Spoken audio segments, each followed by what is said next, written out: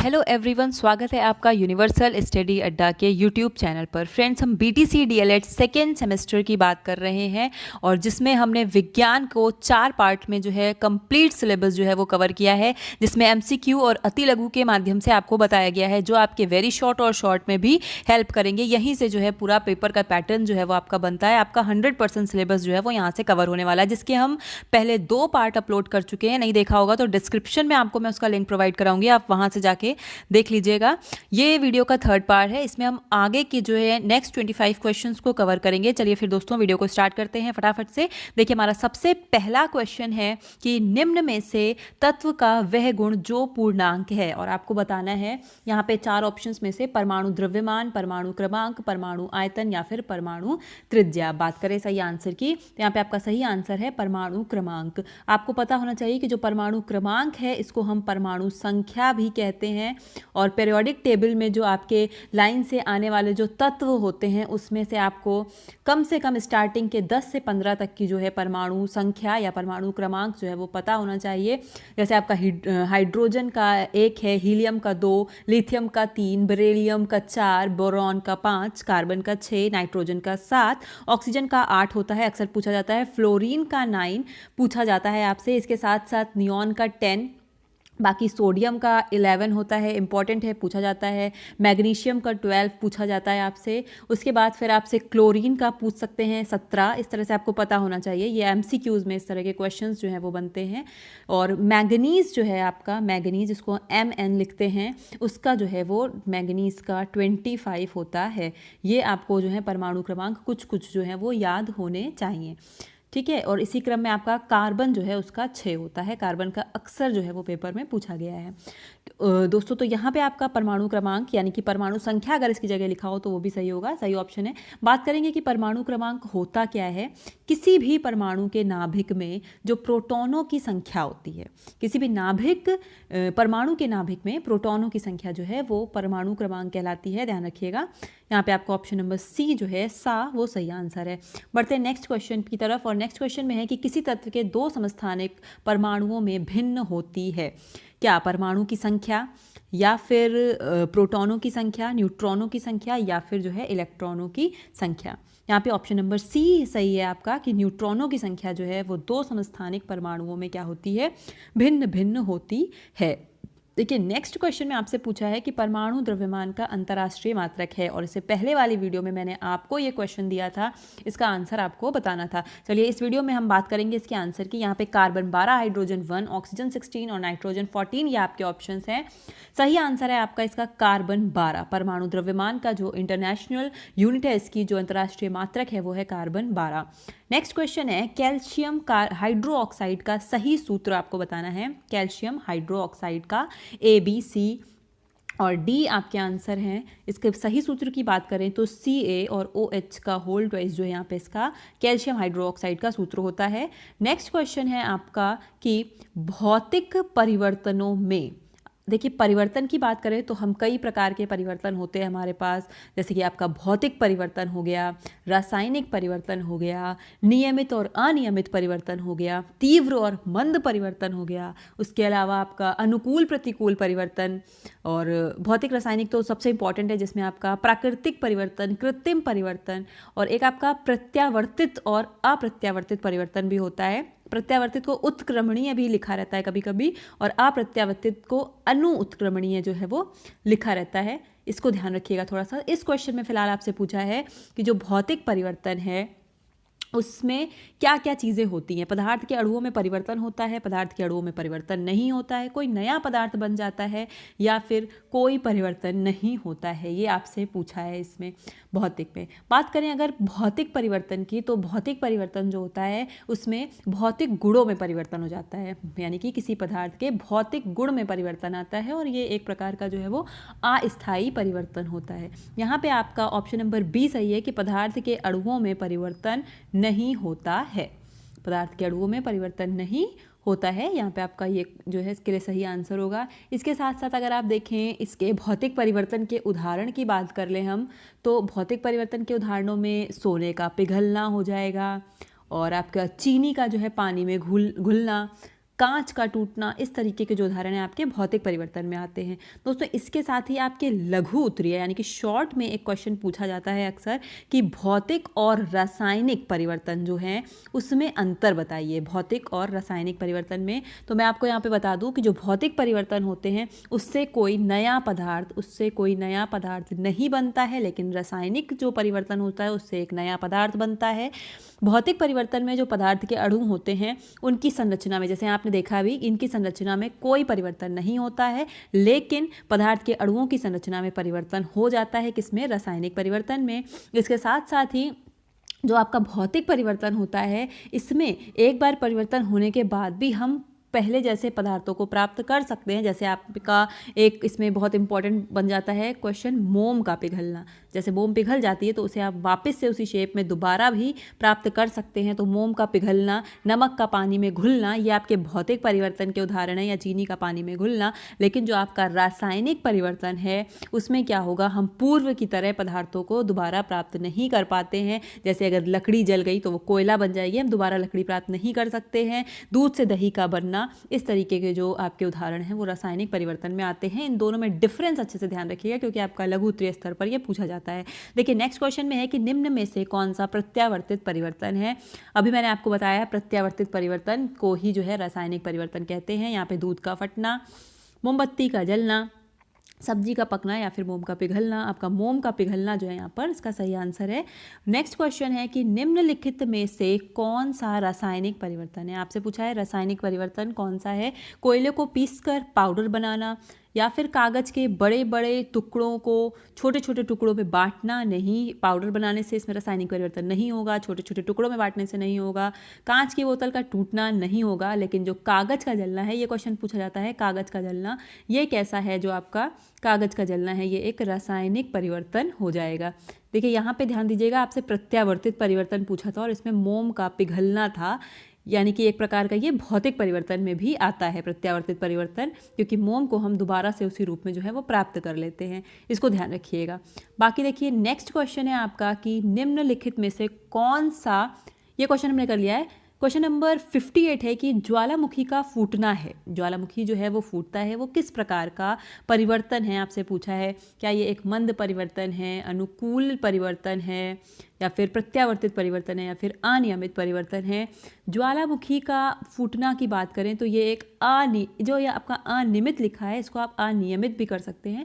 ये डेली का नहीं होता है, ये कभी कदार की जो है घटनाएं होती हैं, और ये जो एक अनियमित परिवर्तन होता है ज्वालामुखी का फूटना। इंपॉर्टेंट क्वेश्चन है, बोर्ड स्तर पर भी कई बार ये पूछा जाता है, कॉम्पिटेटिव लेवल पर पूछा जाता है। और बीटीसी, अब आप ध्यान रखिए कि जो आपका बीटीसी डीएलएड है इसमें कहीं ना कहीं तो आपका विज्ञान हो या सामाजिक विज्ञान हो, इसमें 10 से लेकर 20% तक का चीज़ें ऐसे पूछ ली जाती हैं जो आपके कंपटीशन एग्जाम में आती हैं। वो उस हिसाब से थोड़ा सा अपने आप को प्रिपेयर करके जाइएगा।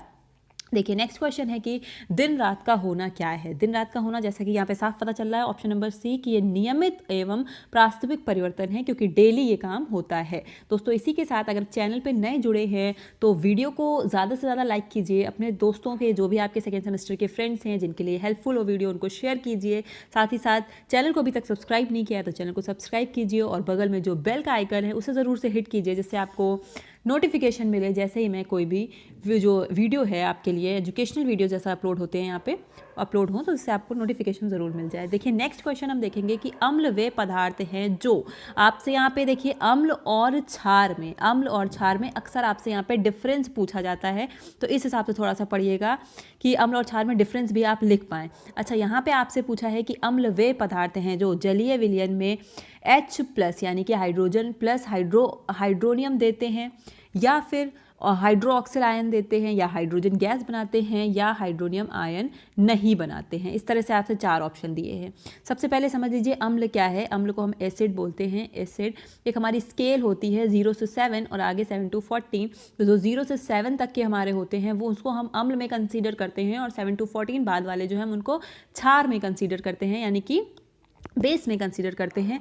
अम्ल सबसे पहले ऐसे पदार्थ हैं जो जल में घुलकर हमें हाइड्रोजन आयन, जिसे हम H+ ऐसे लिखते हैं, ये देते हैं। अम्ल ये ऐसे पदार्थों को हम कहते हैं। इसके साथ ही साथ एक चीज़ आपसे पूछी जाती है कि लिटमस पेपर के बारे में, तो ध्यान रखिएगा कि अम्ल वे पदार्थ होते हैं जो लिटमस पेपर को लाल कर देते हैं। कैसे लिटमस पेपर को? नीले लिटमस पेपर को जो है वो रेड यानी कि लाल कर देते हैं। अम्ल ऐसे पदार्थ होते हैं। अम्ल जो है आपका वो स्वाद में खट्टा होता है और pH मान पूछा जाए तो आपका 7.0 आप लिख सकते हैं, इसका pH मान होता है।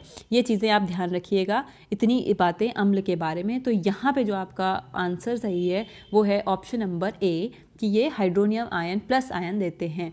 नेक्स्ट क्वेश्चन की तरफ मूव करेंगे। नेक्स्ट क्वेश्चन में पूछा है कि ऐसे पदार्थ, नेक्स्ट क्वेश्चन है आपका कि ऐसे पदार्थ या एक पदार्थ में प्रोटॉन प्रदान करने की प्रवृत्ति है, ब्रेनस्टेड और लॉरी के अनुसार यह क्या है? आपसे ये जो है क्वेश्चन पूछा है, आपको बताना है अम्ल है, क्षार है, क्षारक है या लवण है। देखिए ये एक आपके देखा जाए तो एक लेखक के हिसाब से पूछ लिया गया है, ऑथर के हिसाब से वैज्ञानिक कहेंगे। तो यहाँ पे याद रखिए कि ये जो है अम्ल है, ऐसे जो प्रोटॉन प्रदान करने की प्रवृत्ति रखते हैं। अगला क्वेश्चन आपसे पूछ रहा है कि एक पदार्थ में इलेक्ट्रॉन युगल ग्रहण करके उप सहसंयोजक बंध बनाने की जो प्रवृत्ति है, लुईस की धारणा के अनुसार यह क्या है? लुईस की धारणा के अनुसार आपको बताना है ये अम्ल है कि क्षार है कि क्षारक है या लवण है। यहाँ पे आपका सही आंसर है ऑप्शन ए, अम्ल है। इन दोनों की परिभाषाओं को थोड़ा सा ध्यान रखिएगा, अगर डिफिकल्ट पेपर बनाएंगे तो ऐसी एक आध परिभाषा जो है वो आपसे शॉर्ट में तो नहीं पूछेंगे, लेकिन ऑब्जेक्टिव में एक आध ऐसी आप परिभाषाएं जो हैं कभी कभार डाल देते हैं। बढ़ते हैं आगे नेक्स्ट क्वेश्चन की तरफ। और नेक्स्ट क्वेश्चन पे बढ़ने से पहले दोस्तों आप सभी से रिक्वेस्ट है कि चैनल पे नए हैं तो चैनल को सब्सक्राइब कीजिए और वीडियो को ज़रूर से लाइक करके ही जाइएगा। देखिए नेक्स्ट क्वेश्चन है हमारा कि अम्ल व क्षारों की प्रबलता निर्भर करती है किस पे? आयनन की मात्रा पर, क्वथनांक पर, अणु भार पर या फिर तुल्यांकी भार पर। यहाँ आपको बताना है कि जो अम्ल और क्षार हैं वो किस चीज़ पे निर्भर करते हैं। तो आपका सही आंसर की बात करें हम यहाँ तो आपका ऑप्शन नंबर ए जो है आयनन की मात्रा, इस पे जो है अम्ल के और क्षारों की जो प्रबलता होती है वो निर्भर करती है। जैसे कि हम इस तरीके से आपसे दो चीज़ें पूछी जाती हैं, एक प्रबल अम्ल और एक दुर्बल अम्ल के संबंध में। अक्सर पेपर में ये डिफरेंस पूछा गया है, वेरी शॉर्ट और शॉर्ट में पूछा गया है कि प्रबल अम्ल और दुर्बल अम्ल क्या होते हैं। तो याद रखिए जो प्रबल अम्ल हैं वो कैसे अम्ल होते हैं, जो जल में घुलकर पूरी तरह से विभाजित हो जाते हैं और हाइड्रोजन आयन देते हैं, इन्हें हम प्रबल अम्ल कहते हैं। ये याद रखिएगा आप, ठीक है। इसमें आपके हाइड्रोक्लोरिक अम्ल, सल्फ्यूरिक अम्ल, नाइट्रिक अम्ल इस तरह से आता है। लेकिन अगर आपसे कोई पूछे कि दुर्बल अम्ल क्या होते हैं, दुर्बल को हम वीक एसिड भी बोलते हैं। वीक एसिड जो होते हैं आपके, ये कैसे अम्ल होते हैं जो जल में पूरी तरह से नहीं घुलते हैं, उनका कुछ ही भाग विभाजित हो पाता है, पूरी तरह से विभाजित नहीं होते हैं और हाइड्रोजन आयन देते हैं, दुर्बल अम्ल कहलाते हैं। आपके दुर्बल अम्ल में आता है एसिटिक अम्ल, दुर्बल अम्ल में आता है आपका एसिटिक अम्ल, कार्बोनिक अम्ल और ऑक्सोलिक अम्ल। ये तीन तरीके के अम्ल जो हैं, इसके अलावा भी हैं लेकिन उदाहरण के तौर पर मैंने आपको यहाँ पे ये बताए हैं। प्रबल और दुर्बल अम्ल को अच्छे से ध्यान रखिएगा। क्वेश्चन जो है आपसे ना सिर्फ ऑब्जेक्टिव बल्कि शॉर्ट और वेरी शॉर्ट में पूछा जाएगा। नेक्स्ट क्वेश्चन है कि प्रबल अम्ल व क्षार वह हैं जो जल में स्थायी हैं, जिनका अणुभार अधिक है, जो जल में अधिक आयनित हो या जिनका क्वथनांक अधिक हो। तो यहाँ पे आपका ऑप्शन नंबर बी सही है, जिनका अणु भार। नेक्स्ट क्वेश्चन में आपसे पूछ रहे हैं कि हाइड्रोक्लोरिक अम्ल का जलीय विलयन क्षार को उदासीन कर देता है क्योंकि इसमें क्या होता है? हाइड्रोजन परमाणु होते हैं, क्लोराइड आयन होते हैं, क्लोरीन परमाणु होते हैं या हाइड्रोजन आयन होते हैं। क्या है आपको बताना है कि अम्ल का जलीय विलयन क्षार को उदासीन कर देता है। इसके लिए यहाँ पे आपका ऑप्शन नंबर डी जो है इसमें, क्योंकि इसमें जो है वो हाइड्रोजन आयन होते हैं, ध्यान रखिएगा। नेक्स्ट क्वेश्चन है हमारा कि इलेक्ट्रॉन दाता तथा इलेक्ट्रॉन ग्राही पदार्थों के मध्य उप सहसंयोजक बंध बनाने की जो एक प्रक्रिया है वो क्या कहलाती है? उदासीनीकरण, अपघटन, जल अपघटन या आयनन। यहाँ पे आपको बताना है इलेक्ट्रॉन दाता और इलेक्ट्रॉन ग्राही पदार्थों के मध्य उप सहसंयोजक बंध बनाने की प्रक्रिया। ऑप्शन नंबर जो सा है आपका सी, आयनन कहलाती है, याद रखिएगा। बाकी इसके अलावा उदासीनीकरण भी इंपॉर्टेंट है। देखिए नेक्स्ट क्वेश्चन में पूछ ही लिया है, मैं आपको बताने ही वाली थी, लेकिन यहाँ नेक्स्ट क्वेश्चन में यही पूछा है कि उदासीनीकरण जो है वो क्या है, उदासीनीकरण की क्रिया जो है वो क्या है। क्या उदासीनीकरण की क्रिया अम्ल बनाती है, क्षार बनाती है, या फिर क्षारक बनता है इससे, या फिर आपसे पूछा हुआ है कि लवण व जल बनाते हैं। यहाँ पे आपको बताना है उदासीनीकरण की क्रिया के बारे में। देखिए उदासीनीकरण की क्रिया नो डाउट यहाँ पे आपका लवण व जल जो है वो बनाते हैं। याद रखिएगा, लवण व जल बनने की जो प्रक्रिया है उसे हम उदासीनीकरण की प्रक्रिया कहते हैं। डिटेल में कहूँ तो जिन भी अभिक्रिया में अम्ल और क्षार क्रिया करके जल और लवण बनाएंगे उसी को हम यहाँ पे जो है उदासीनीकरण कहते हैं, न्यूट्रलाइजेशन उसको इंग्लिश में हम कहते हैं। बढ़ते हैं नेक्स्ट क्वेश्चन की तरफ। नेक्स्ट क्वेश्चन है कि प्रबल अम्ल व प्रबल क्षार की उदासीनीकरण ऊष्मा क्या होती है। यहाँ पे आपको बताना है, ऑप्शंस हैं A, B, C और D। देखिए यहाँ पे आपका सही आंसर हो जाएगा ऑप्शन नंबर A, यानी कि 13,700 कैलोरी। ध्यान रखिएगा, इसको थोड़ा सा रटने वाला क्वेश्चन है, इसको ध्यान रखिएगा।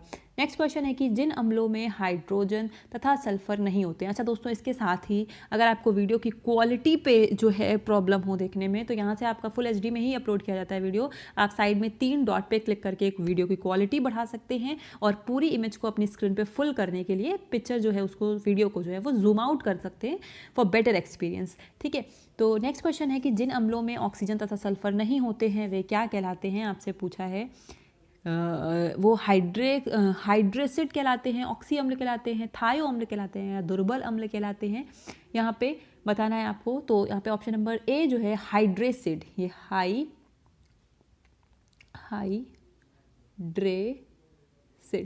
हाइड्रेसिड जो है ये कहलाते हैं, ध्यान रखिएगा। नेक्स्ट क्वेश्चन है हमारा कि जिन लवणों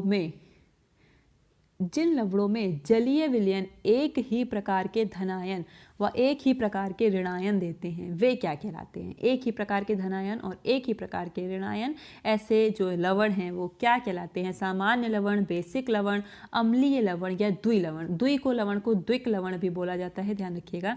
यहाँ पे बताना है आपको कि ऐसे लवण जो है वो क्या कहलाते हैं। ध्यान रखिए, ये जो है सामान्य लवण कहलाते हैं क्योंकि एक ही प्रकार के धन आयन और ऋण आयन देते हैं।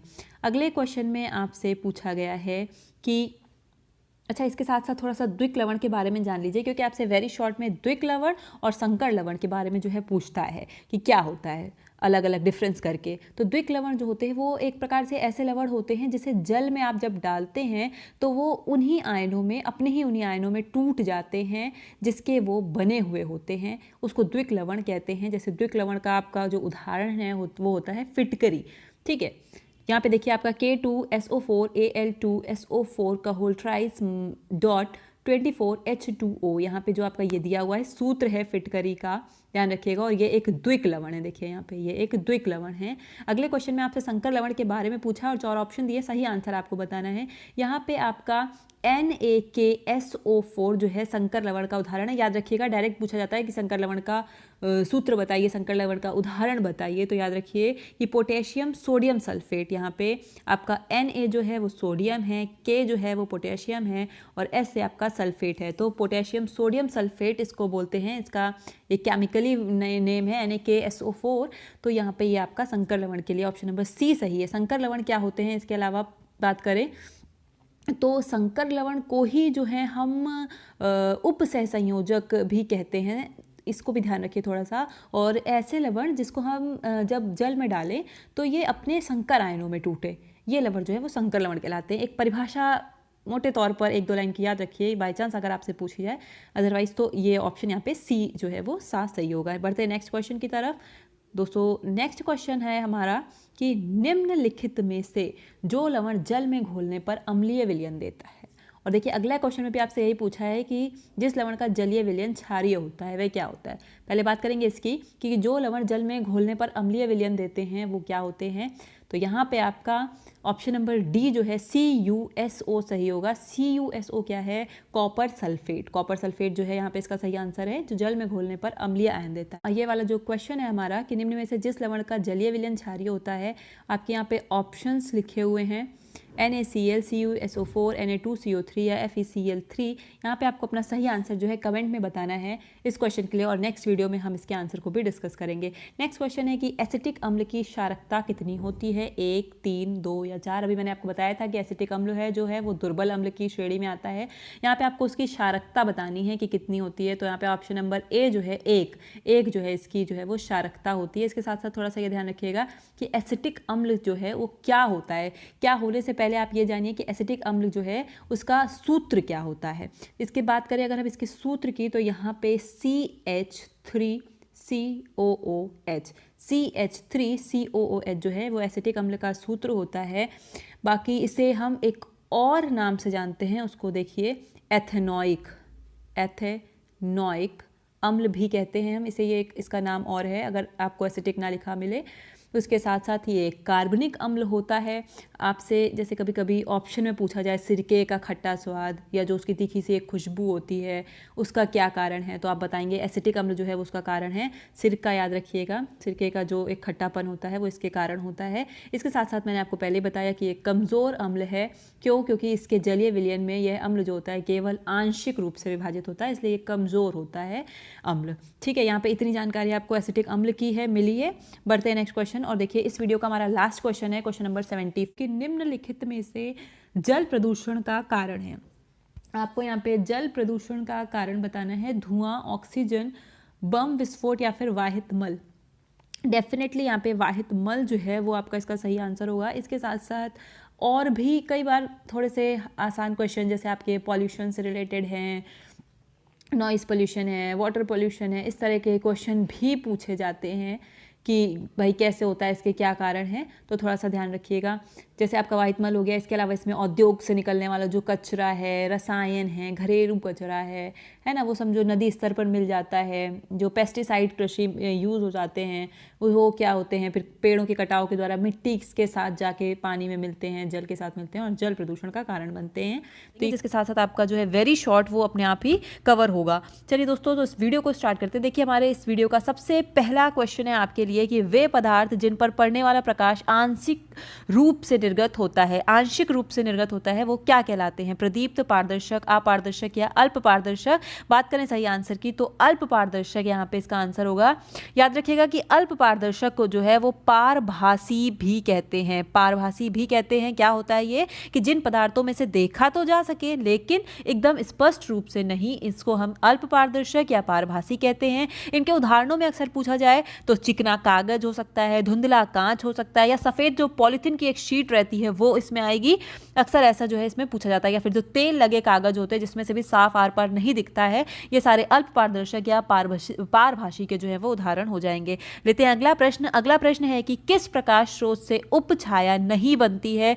यहाँ पे आपका ऑप्शन नंबर ए जो है बिंदु प्रकाश स्रोत, इससे जो है वो उपछाया नहीं बनती है। अगले प्रश्न की तरफ बढ़ेंगे। देखिए अगला प्रश्न है कि जब पृथ्वी की उपछाया से होकर चंद्रमा गुजरता है तब होता है। आपके ऑप्शन है पूर्ण चंद्र ग्रहण, सूर्य ग्रहण, खंड चंद्र ग्रहण या फिर चौड़ा प्रकाश स्रोत। आपको बताना है उन चारों में से क्या होगा। सबसे पहले तो बात करें कि सूर्य ग्रहण और चंद्र ग्रहण क्या है, तो सूर्य ग्रहण की स्थिति को समझिए। सबसे पहले जो पृथ्वी होती है और चंद्रमा जब चक्कर लगाते लगाते एक ऐसी स्थिति में आ जाएं कि सूर्य, चंद्रमा और पृथ्वी, यानी कि सूर्य, चंद्रमा और पृथ्वी तीनों जो हैं वो एक सीध में आ जाते हैं। और क्या होता है कि इस स्थिति में चंद्रमा सूर्य से जो आने वाली प्रकाश की किरणें होती हैं उनको पृथ्वी तक आने से रोकता है, जिसके कारण जो चंद्रमा होता है इसकी जो छाया है वो पृथ्वी पर पड़ने लगती है और सूर्य दिखाई नहीं देता है। ये जो सूर्य है दिखाई नहीं देता है, इसको हम क्या कहते हैं? सूर्य ग्रहण। याद रखिएगा ये सूर्य ग्रहण होता है वो हमेशा ही अमावस्या के दिन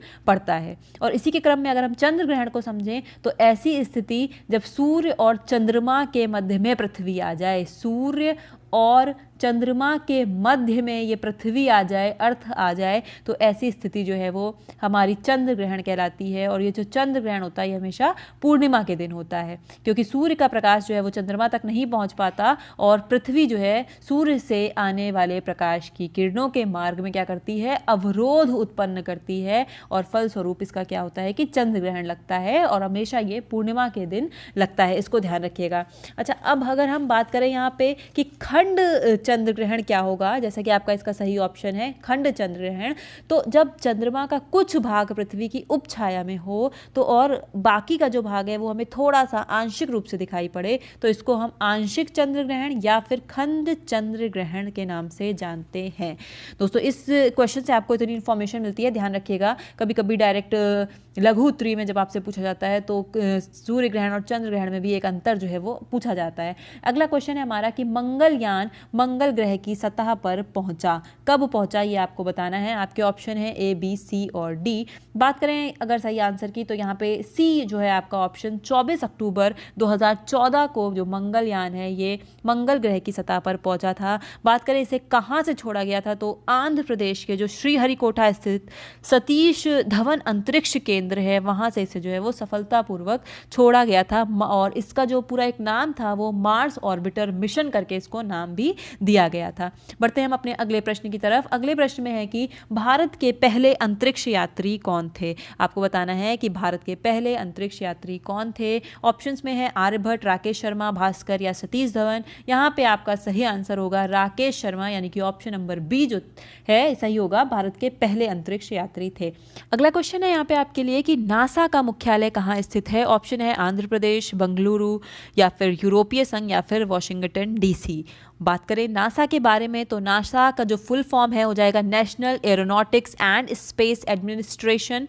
ये क्या है, ये एस्टैब्लिश कब हुआ था पूछा जा सकता है आपसे, तो 1958 में, सॉरी यहाँ पे होगा 1958 में जो है ये इसकी स्थापना हुई थी नासा की, और इसका जो हेड क्वार्टर है यानी कि जो मुख्यालय है वो आपका वॉशिंगटन डीसी में है। इसके फाउंडर जो हैं वो ड्वाइट डी एइसेनहावर जो हैं वो इसके फाउंडर हैं। इतनी बातें आपको नासा के बारे में पता ही होनी चाहिए। अगला प्रश्न है देखिए कि जो मृदा है उसका लाल रंग किस उपस्थिति के कारण होता है। यूरिया, कैल्शियम क्लोराइड या फिर आयरन ऑक्साइड या उपरोक्त तो सभी। बात करेंगे सही आंसर की तो यहाँ पे आपका ऑप्शन नंबर सी जो है आयरन ऑक्साइड। अच्छा, ये एक बात याद रखिएगा कि कहाँ अगर आयरन की जगह आपका फेरिक लिखा होता, फेरिक ऑक्साइड, तो वो भी इसका सही आंसर होता। फेरिक ऑक्साइड या फिर आयरन ऑक्साइड जो है वो मृदा का लाल रंग की उपस्थिति का कारण होता है। अगला देखिए क्वेश्चन है हमारा दोस्तों, इसी के साथ ही वीडियो पसंद आ रहा हो तो वीडियो को लाइक ज़रूर कीजिए, अपने दोस्तों में शेयर कीजिए, और चैनल पर नए हैं तो चैनल को डेफिनेटली सब्सक्राइब करिए, बेल आइकन को ज़रूर प्रेस कीजिए जिससे आपको नोटिफिकेशन जो है वो मिल सके। पूछा है अगले क्वेश्चन में कि किस मिट्टी में आलू जो है वो अधिक अच्छा होता है। आलू आपको बताना है कि किस मिट्टी में अधिक अच्छा होता है। आपके ऑप्शन है यहाँ पे चिकनी मिट्टी में, गाद मिट्टी में, बलुई मिट्टी में या फिर जो है दोमट मिट्टी में। बात करें अगर इसके सही आंसर की तो यहाँ पे जो बलुई मिट्टी आप देख रहे हैं इसमें आलू का उत्पादन अच्छा होता है। कारण ये है कि बलुई मिट्टी जो होती है उसमें आपका करीब 52% से कम इसमें रेत होती है, और गाद आपकी होती है इसमें 50% तक।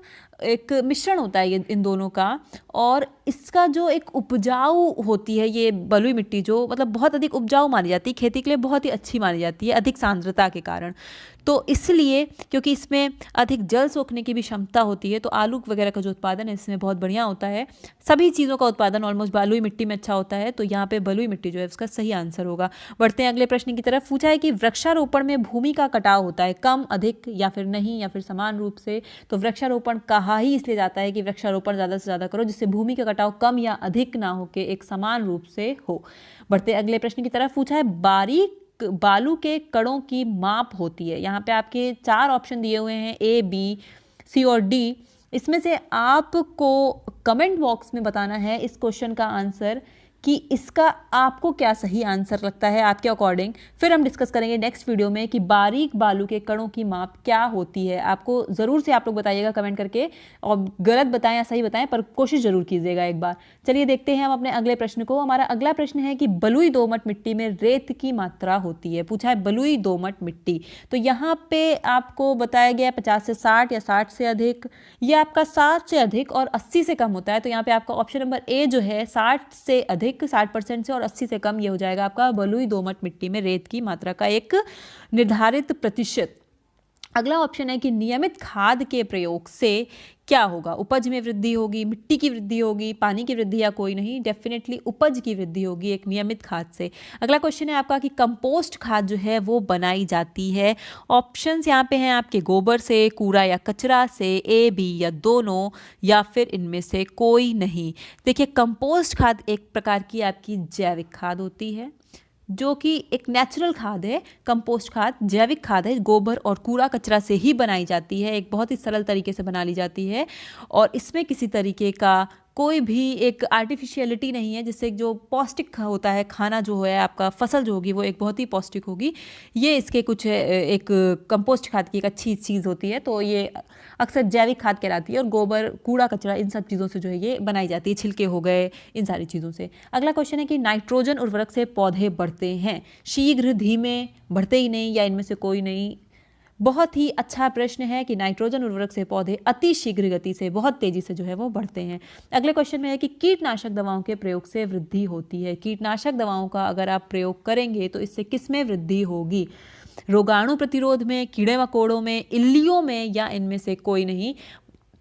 बात करें अगर इसके सही आंसर की तो यहाँ पे जो रोगाणु हैं उनके प्रतिरोध में इससे जो है वो वृद्धि होती है कीटनाशक से। कीटनाशक कैसे होते हैं, अनुपयुक्त होते हैं, विषयुक्त होते हैं, ए बी दोनों या कोई नहीं। कीटनाशक जो है वो विषयुक्त होते हैं, इसलिए कहा भी जाता है कि हमें बहुत अधिक कीटनाशक का प्रयोग जो है वो नहीं करना चाहिए। अगला क्वेश्चन है आपसे पूछा है क्वेश्चन नंबर 17।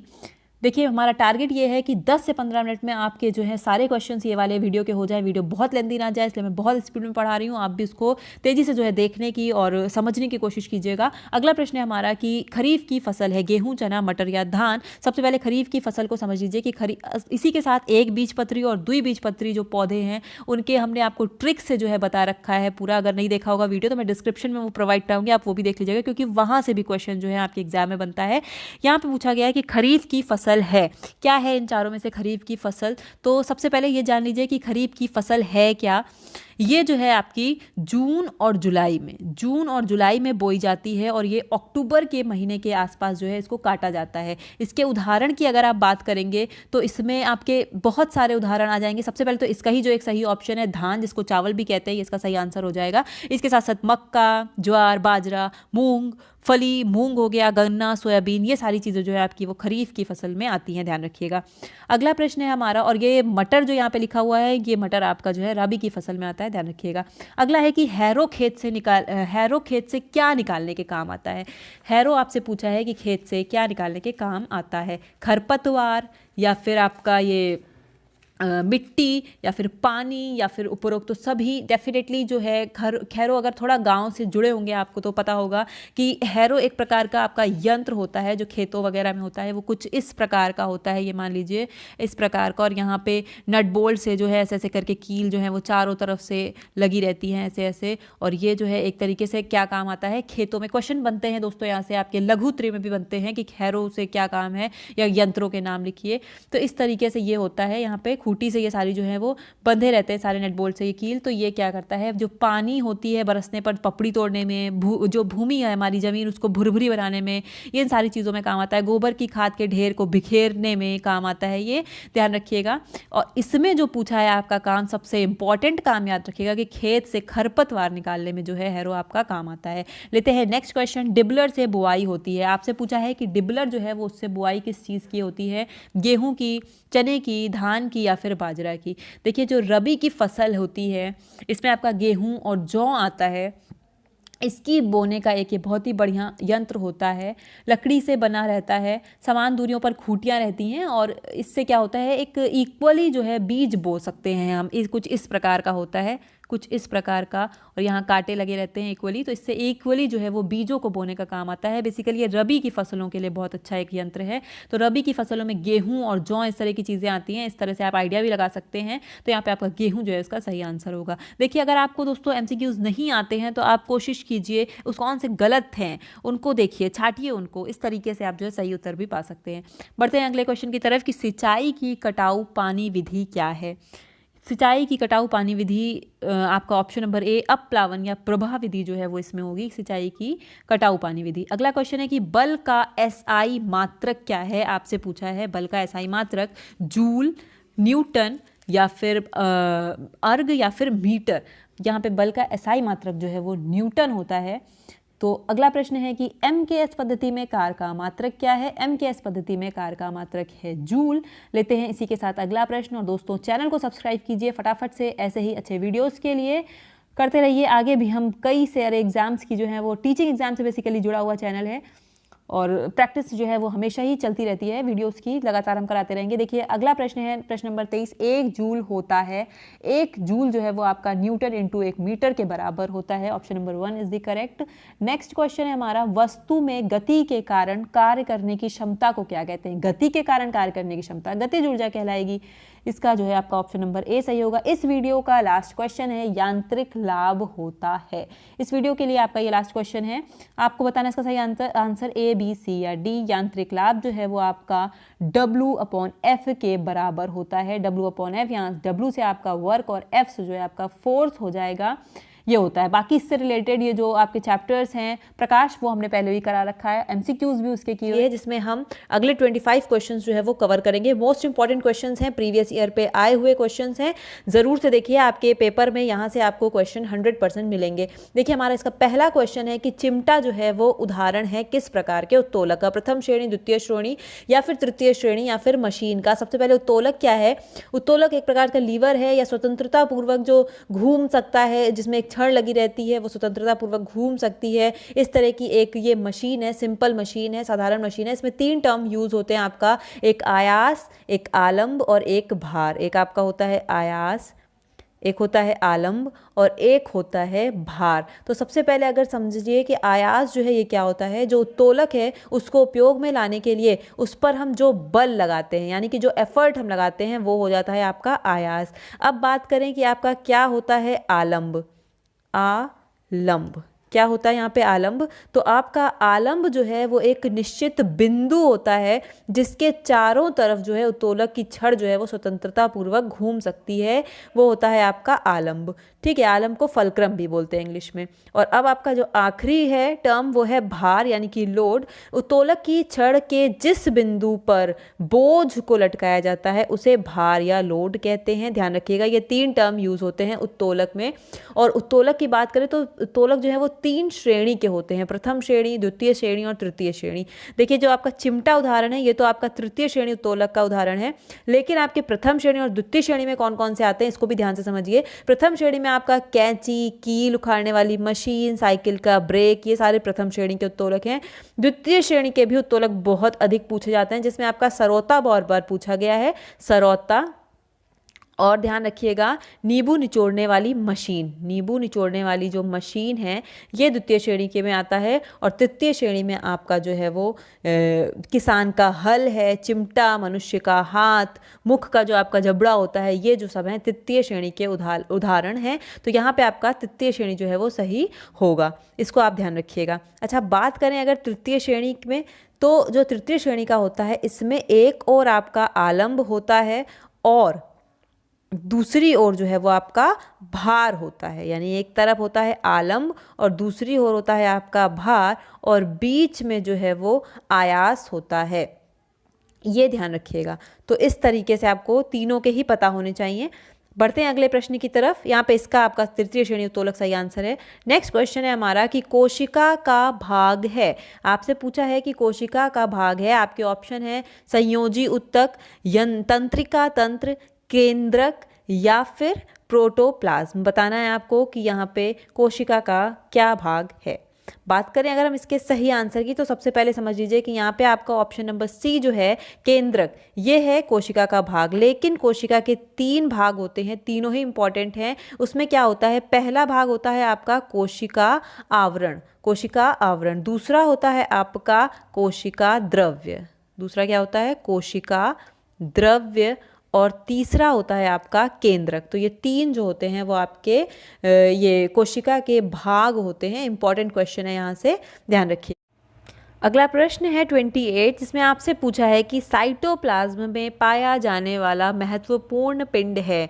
ऑप्शंस हैं यहाँ पे कोशिका भित्ति, रसधानी, जीव द्रव्य या फिर केंद्रक। बताना है आपको कि साइटोप्लाज्म में पाया जाने वाला महत्वपूर्ण पिंड क्या है। यहाँ पे आपका जो ऑप्शन नंबर डी है केंद्रक, ये एकदम सही आंसर है इसका, कि केंद्रक जो है वो साइटोप्लाज्म में पाया जाने वाला महत्वपूर्ण पिंड है। अगला क्वेश्चन है 29, कोशिका का सबसे महत्वपूर्ण अंग क्या है, आपसे पूछा है।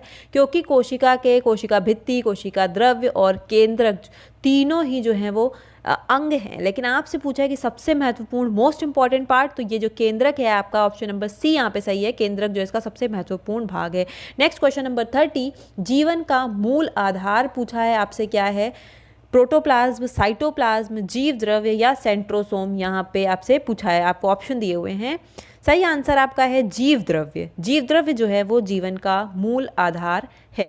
क्वेश्चन नंबर 31, यहाँ पे आपसे पूछा है कि मानव के शरीर में कितनी अस्थियां पाई जाती हैं, 204, 206, 208, 216। ऑफ कोर्स आप सभी को पता होगा कि 206 अस्थियां जो है वो मानव शरीर में पाई जाती हैं। क्वेश्चन नंबर 32 है, श्वसन अंग हैं हृदय, ग्रीवा, सुषुम्ना या फिर फेफड़े। 4 ऑप्शन आपको दिए हैं, आपको बताना श्वसन अंग क्या है। अच्छा, श्वसन अंग होते क्या हैं, जिन अंगों की सहायता से जो सजीव और वातावरण के बीच, सजीवों और वातावरणों के बीच जब हम गैस जो होती है उनका आदान प्रदान होता है, तो उसे क्या कहते हैं, हम श्वसन अंग कहते हैं। जैसे शरीर की बाहरी जो त्वचा है, आपका ट्रैकिया हो गया, गिल्स हो गए, फेफड़ा, ये सब जो है वो प्राणियों के श्वसन जो है अंग बताए गए। तो यहाँ पे आपका ऑप्शन नंबर सी जो है यहाँ पे सही होगा। बढ़ते हम अपने अगले प्रश्न की तरफ। और दोस्तों, इसी के साथ वीडियो आपके लिए हेल्पफुल है, वीडियो को लाइक कीजिए, चैनल पे नए हैं तो चैनल को सब्सक्राइब कीजिए और बेल आइकन को ज़रूर से हिट कीजिए, जिससे आपको जो भी नया वीडियो अपलोड हो वो आपको सबसे पहले उसकी जो है नोटिफिकेशन मिल जाए। यहाँ पे नेक्स्ट क्वेश्चन है कि कंकाल तंत्र के कार्य क्या हैं, शरीर को दृढ़ता प्रदान करना, श्वसन में सहयोग या रक्त कणिकाओं का निर्माण करना या फिर ये सभी। बात करें सही आंसर की, तो ये सभी जो हैं वो कंकाल तंत्र के कार्य हैं हो जाएंगे। दोस्तों, बढ़ते हैं इसी के साथ अगले प्रश्न पर। देखिए, अगले प्रश्न में आपसे पूछा है कि छेदक दंतों में जड़ें होती हैं। आपको बताना है कि छेदक दंत जो होते हैं उसमें कितनी जड़ें होती हैं, केवल 1, 2 या फिर 3 या फिर इनमें से कोई नहीं। तो यहाँ पे जो है आपका ऑप्शन नंबर बी जो है, यहाँ पे 2 जो छेदक दंत होते हैं उसमें 2 जड़ें होती हैं, ये सही आंसर होगा। नेक्स्ट क्वेश्चन नंबर हमारा है कि दांतों के ऊपर चढ़े आवरण को क्या कहते हैं, क्राउन, पल्प, एनेमल, डेंटाइन। तो दोस्तों, यहाँ पे पूछा हुआ है आपसे सबसे आउटर मोस्ट हो गया, जो सबसे ऊपरी कवर है उसको हम कहते हैं क्या, इनेमल। इनेमल जो होता है वो हमारा एक आउटर कवरिंग होती है, जो मोस्ट हार्डेस्ट टिश्यू भी है ह्यूमन बॉडी का। तो ये यहाँ पे हो जाएगा। अगर हम बात करें सीरियल से, तो सबसे पहले आपका एनिमल आता है, उसके बाद डेंटाइन और फिर पल्प। ये एक सीरियल होता है जो लेयर होती हैं। क्राउन तो हमारे दांतों के ऊपरी हिस्सा होता है और एनिमल जो है वो सबसे बाहरी हिस्सा होता है, जो सबसे हार्डेस्ट हमारे कवर होती है, हार्डेस्ट टिश्यू होता है ह्यूमन बॉडी का। बढ़ते हैं अगले प्रश्न की तरफ। आपसे पूछा है कि दांतों को स्वस्थ रखने के लिए हमें कौन सा विटामिन लेना चाहिए, ए और सी, बी और सी, ए और डी या फिर विटामिन के। तो यहाँ पे विटामिन ए और सी, जैसा कि आपको पता है कि दांत और हड्डियों को मजबूत करता है, तो विटामिन ए और सी जो है दांतों को स्वस्थ रखने के लिए हमें लेना चाहिए। पूछा है कि दांत जो हैं उनके क्या कार्य हैं, चबाना भोजन को या फिर भोजन को फाड़ना, छोटे छोटे टुकड़ों में काटना, या सभी। भोजन के आपके जो यहाँ पे सभी कार्य हो जाएंगे। अगला है क्वेश्चन कि दांत के बाह्य भाग पूछे हुए हैं आपसे। दांत के जो सबसे बाहरी भाग हैं उसमें मूल, दंत ग्रीवा और दंत शिखर, ये आपका हिंदी में दिया हुआ है यहाँ पे, तो आपको वैसे ही पता होना चाहिए क्योंकि पेपर भी आपका बीटीसी और डीएलएड लेवल पे हिंदी में ही आता है, तो आपको पता ही होना चाहिए कि कृद न करन तक, इस तरीके से दांतों के भाग। अगला क्वेश्चन आपसे पूछा है कि अमाशय में पाया जाने वाला एंजाइम है टाइलिन, म्यूसिन, पेप्सिन या फिर ट्रिप्सिन, आपको बताना है कि जो हमारा अमाशय है उसमें पाया जाने वाला एंजाइम कौन सा है। बात करें अगर हम इसके सही आंसर की, तो यहाँ पे आपका ऑप्शन नंबर सी जो है पेप्सिन, ये इसका जो है सही आंसर है कि पेप्सिन जो है वो अमाशय में पाया जाने वाला एंजाइम है। पेप्सिन क्या होता है, भोजन के पाचन में जो है पेप्सिन मदद करता है। जब जो है हमारा पाचन तंत्र भोजन को पचाने के लिए एक पर्याप्त एंजाइम का निर्माण नहीं कर पाता है, तो फिर पेप्सिन एक ऐसा एंजाइम होता है जिसके जाइमोजेम को पेट में मुख्य कोशिकाओं द्वारा रिलीज किया जाता है। मतलब एक एंजाइम रहता है, उसको पेट में ये रिलीज करता है, पेप्सिन रिलीज करने का काम करता है, जिससे क्या होता है कि जो प्रोटीन होता है, जो भोजन का प्रोटीन होता है, उसको पेप्टाइड में बदल देता है। ये पेप्सिन का काम होता है कि प्रोटीन को पेप्टाइड में बदल देता है, पेप्टाइड में बदल देता है। ये इतना आप ध्यान रखिएगा इस पेप्सिन के बारे में, और अमाशय में पाया जाने वाला एंजाइम है ये। अगला क्वेश्चन है दोस्तों, अमाशय रस में पाया जाने वाला किण्व है। अमाशय रस में पाया जाने वाला किण्व आपसे पूछा है, ऑप्शन में है आपके टाइलिन, रेनिन, पेप्सिन या एमाइलॉप्सिन। यहाँ पे बात करेंगे अगर सही आंसर की, तो अमाशय रस में पाया जाने वाला किण्व जो है आपका ऑप्शन नंबर डी एमाइलॉप्सिन जो है यहाँ पे सही होगा। अगले क्वेश्चन में आपसे पूछा है कि आमाशयिक ग्रंथियों को उत्तेजित करने वाला हार्मोन है गैस्ट्रिन, इंसुलिन, डायबेटोजेनिक या फिर उपयुक्त सभी। यहाँ पे आपका ऑप्शन नंबर ए जो है गैस्ट्रिन, ये इसका एकदम सही आंसर है कि गैस्ट्रिन जो है वो आमाशयिक ग्रंथियों को उत्तेजित करता है। नेक्स्ट क्वेश्चन में आपसे पूछ रहे हैं कि शर्करा का नियमन करने में सहायक हार्मोन कौन सा है। शर्करा यानी शुगर, तो इसमें आपको ऑप्शन दिया है पैराथर्मोन, गैस्ट्रिन, इंसुलिन या फिर कीटोजैविक। ये आंसर आप सभी को पता होगा और बहुत इंपॉर्टेंट क्वेश्चन है कि इंसुलिन जो है वो शर्करा का नियमन जो है करने में एक सहायक हार्मोन है। नेक्स्ट क्वेश्चन में आपसे पूछ रहा है कि कैल्शियम और फास्फोरस के नियमन का कार्य कौन करता है। पैराथर्मोन, डायबेटोजेनिक या फिर रेनिन या फिर पेप्सिन। आपसे क्या पूछा है, कैल्शियम और फास्फोरस के नियमन का काम कौन करता है। यहाँ पे आपका ऑप्शन नंबर ए पैराथर्मोन जो है वो कैल्शियम और फास्फोरस के नियमन का काम करता है। नेक्स्ट क्वेश्चन देखिए, हमेशा ही पूछा जाता है, इंपॉर्टेंट भी बहुत है। ध्यान बस आप तब भी गलती करते हैं क्योंकि आपके दिमाग में इतने अच्छे से क्लियर नहीं रहता। यहाँ पे देखिए, जल में घुलनशील विटामिन आपसे पूछा, ऑप्शन दिए आपको ए, बी, सी और डी। यहाँ पे देखिए दो आपका विटामिन सी और विटामिन बी जो है ये दोनों ही जल में घुलनशील विटामिन है, तो ये क्वेश्चन के ऑप्शंस जो हैं वो थोड़े से रॉन्ग हैं। यहाँ पे आपका विटामिन सी और बी दोनों में ही जो है वो जल में घुलनशील विटामिन है। इसके अलावा आप एक ध्यान रखिएगा, शब्द कीड़ा, KEDA, ये जो आपके हैं ये वसा में घुलनशील विटामिन है, जल में घुलनशील नहीं है। इसको एक चीज़ अलग से ध्यान रखिएगा। बाकी यहाँ पे आपका ऑप्शन सी और बी दोनों ही सही है, इसमें दो ऑप्शन जो हैं वो आपके सही दे रखे हैं। नेक्स्ट क्वेश्चन है हमारा कि दांतों की मजबूती के लिए आवश्यक है फास्फोरस, कैल्शियम या फिर कैल्शियम और फास्फोरस दोनों या फिर कोई नहीं। यहाँ पे आपका कैल्शियम और फास्फोरस जो है वो दोनों सही होगा दांतों की मजबूती के लिए। अगला आपसे पूछा है कि जो पैकेट का दूध होता है उसको संरक्षित किया जाता है रसायनों द्वारा, हिमीकरण द्वारा, पाश्चुरीकरण द्वारा या फिर किण्वन द्वारा। क्वेश्चन का आंसर बहुत ही इजी है कि हाँ भाई, पाश्चुरीकरण द्वारा जो है वो दूध का संरक्षण किया जाता है। लुईस पाश्चर ने इन चीज़ों को निकाला था सबसे पहले, और आधुनिक जीवाणु के जनक भी माने जाते हैं लुईस पाश्चर। यहाँ पे जैसे दूध है आपका, वो उसको 62 डिग्री सेल्सियस तापमान पर लगभग 30 मिनट के लिए आप जो है गर्म करेंगे और फिर उसके बाद उसको ठंडा करेंगे 13 डिग्री सेल्सियस पर। इससे क्या होता है कि मतलब कम तापमान पर लाते हैं उसके बाद, तो इससे जो भी उसके एक बैक्टीरिया होते हैं दूध के, जैसे आपका स्ट्रेप्टोकोकस होता है, ठीक है, माइकोबैक्टीरियम, ट्यूबरकुलोसिस, इस तरह के जो भी उसमें बैक्टीरियाज होते हैं वो क्या करते हैं, नष्ट हो जाते हैं या फिर बहुत ही कम हो जाते हैं और नष्ट हो जाते हैं धीमे धीमे। तो एक ये विधि है पाश्चुरीकरण, पैस्चराइजेशन, दूध को संरक्षित करने की। यहाँ पे आपका ऑप्शन नंबर सी जो है वो सही है। नेक्स्ट क्वेश्चन है, परमाणु का समस्त द्रव्यमान निहित होता है प्रोटॉन में, इलेक्ट्रॉन में, या फिर आपसे पूछा है प्रोटॉन तथा न्यूट्रॉन में या इलेक्ट्रॉन तथा न्यूट्रॉन में। सही आंसर है आपका ऑप्शन नंबर सी, यानी कि प्रोटॉन और न्यूट्रॉन में। प्रोटॉन और न्यूट्रॉन में परमाणु का समस्त द्रव्यमान निहित होता है। ध्यान रखिएगा, ये मान लीजिए आपका है, यहाँ पे सबसे सेंटर में आपका न्यूक्लियस होता है और उसके बाद जो है प्रोटॉन और न्यूट्रॉन प्रोटॉन और न्यूट्रॉन यहाँ पे होते हैं और उसकी जो बाहरी कक्षा होती है उसमें जो है इलेक्ट्रॉन्स होते हैं। क्वेश्चन नंबर नेक्स्ट है, पूछा है आपसे कि किसी तत्व का परमाणु क्रमांक बराबर होता है उसके परमाणु में उपस्थित, बताना है न्यूट्रॉनों की संख्या के, प्रोटॉनों की संख्या के, प्रोटॉन प्लस न्यूट्रॉनों की संख्या के, या फिर प्रोटॉन प्लस इलेक्ट्रॉनों की संख्या के। सही आंसर आपको बताना है यहाँ पे। तो यहाँ पे आपका ऑप्शन नंबर बी जो है प्रोटॉनों की संख्या, यानी कि किसी तत्व का परमाणु क्रमांक बराबर होता है उसके परमाणु में उपस्थित प्रोटॉनों की संख्या के, सही आंसर है। ध्यान अवश्य रखिएगा, ऐसे प्रश्न कई बार पूछे जाते हैं। दोस्तों इसी के साथ वीडियो पसंद आ रहा हो लाइक कीजिए, शेयर कीजिए, अपने आपके जो भी फ्रेंड्स हैं डीएलएड सेकंड सेमेस्टर में और चैनल पे नए हैं तो चैनल को सब्सक्राइब जरूर कीजिए। बढ़ते हैं अगले प्रश्न की तरफ कि परमाणु के नाभिक में स्थित है। अभी मैंने आपको बताया था कि परमाणु जो होता है उसका न्यूक्लियस होता है और उसके बाद जो उसका नाभिक है उसमें क्या दो चीज़ें जो हैं वो स्थित होती हैं। यहाँ पे आपसे पूछा है कि परमाणु के नाभिक में स्थित है, तो आपको पता होगा कि प्रोटॉन और न्यूट्रॉन जो हैं वो परमाणु के नाभिक में स्थित होते हैं और जो बाहरी कक्षा होती है उसमें इलेक्ट्रॉन रहते हैं। दोस्तों आज के वीडियो में हमने कवर किया आगे के 25 क्वेश्चन, टोटल लगभग 50 क्वेश्चन हम कर चुके हैं। आगे 2 आने वाले पार्ट में कंप्लीट एमसीक्यूज और अति लघु प्रश्न जो है हम कर लेंगे, जो आपके पेपर के लिए बहुत ही हेल्पफुल होंगे। चैनल पे नए हैं चैनल को सब्सक्राइब कीजिएगा, वीडियोस ऐसे ही अपलोड किए जा रहे हैं लगातार आपके लिए।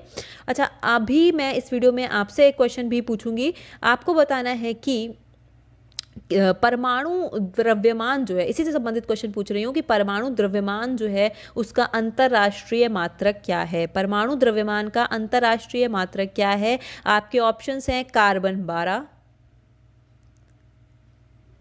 12 या फिर हाइड्रोजन 1 या फिर ऑक्सीजन 16 या फिर नाइट्रोजन 14। ऑक्सीजन 16, नाइट्रोजन 14, ये 4 ऑप्शन है। आपको सही आंसर जो है वो अपना कमेंट में बताना है। तो दोस्तों आज की वीडियो के लिए इतना ही। वीडियो पसंद आया हो लाइक कीजिए, चैनल पर नए हैं चैनल को सब्सक्राइब कीजिए। मिलते हैं नेक्स्ट वीडियो में नेक्स्ट टॉपिक के साथ। Till then take care, good bye.